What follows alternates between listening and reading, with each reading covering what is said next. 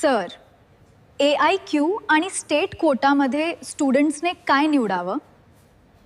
तर all India quota हा पूर्ण देशभरासाठी घेतला जातो आणि स्टेट कोटा हा तुमचा राज्यापुरता. जसं की आता आपण महाराष्ट्र राज्याचा विचार केला तर 85% कोटा हा आपल्या महाराष्ट्र राज्यासाठी रिझर्व आहे. आपलं राज्य हे क्लोज स्टेट आहे.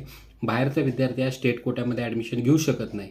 डोमिसाईल महाराष्ट्र असणं फार आवश्यक आहे.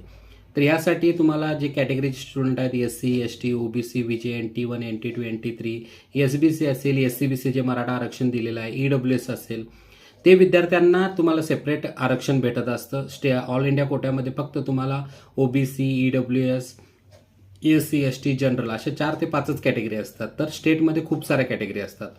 त्यामुळे तुम्हाला कमी मार्कवर सुद्धा चांगल्यात चांगलं कॉलेज मिळू शकतं. त्यामुळं जर तुम्हाला MBBSला ॲडमिशन घ्यायचं आहे, नक्कीच तुम्ही श्री महालक्ष्मी ॲडमिशन काउन्सिलिंग सेंटरला संपर्क करावा. धन्यवाद. थँक्यू.